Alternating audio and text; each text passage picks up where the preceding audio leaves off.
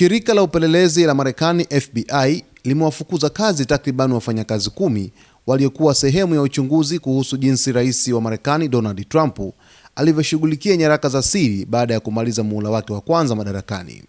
Kwa mujibu wa taarifa zilizothibitishwa na CBS, mshirika wa BBC nchini Marekani, wafanyakazi hao wote walihusika katika kesi ya nyaraka za siri iliyokuwa ikimlenga Trump. Kufukuzwa kwao kulitangazwa siku ya Jumatano. Hatua hiyo imekuja muda mfupi baada ya mkurugenzi wa FBI Kash Patel kuiambia Reuters kwamba maafisa wa shirikisho waliwahi kuomba kumbukumbu za simu yake.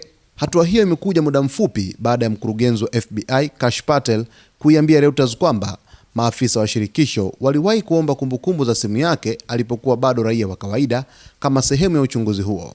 Patel alieleza kuwa hatua ya kuomba rekodi hizo ilikuwa sehemu ya mchakato wa uchunguzi, lakini hakutoa ushahidi wowote unaoonyesha kuwa wafanyakazi waliofukuzwa walifanya makosa ya kisheria au kitaaluma. Suzy Wiles, ambaye kwa sasa ni mkuu wa wafanyakazi wa ikulu ya White House, naye pia aliomba kumbukumbu za simu yake alipokuwa raia wa kawaida katika muktadha wa uchunguzi huo wa nyaraka za siri. Baada ya Trump kuondoka madarakani mwaka 2021, mwendesha mashtaka maalum Jack Smith aliongoza uchunguzi 2 za shirikisho dhidi yake. Uchunguzi wa kwanza ulikuwa ukichunguza madai kwamba Trump alijaribu kupindua matokeo ya uchaguzi ya mwaka 2020, huku uchunguzi wa pili ukihusu nyaraka za siri alizochukua na kuzipeleka katika makazi yake ya Mar-a-Lago huko Florida, pamoja na madai ya kuzuia juhudi za Wizara ya Sheria kuzirejesha. Mwaka 2023, Trump na washirika wake wawili walifunguliwa mashtaka kufuatia uchunguzi wa nyaraka za siri. Hata hivyo, mwaka 2024, jaji wa shirikisho katika jimbo la Florida alifuta kesi dhidi ya Trump akisema kuwa uteuzi wa Jack Smith haukuwa halali kisheria. Baadaye, mahakama ya rufaa ya shirikisho huko Georgia ilifuta kesi dhidi ya washtakiwa wawili waliobaki kufuatia ombi la Wizara ya Sheria iliyo chini ya utawala wa Trump.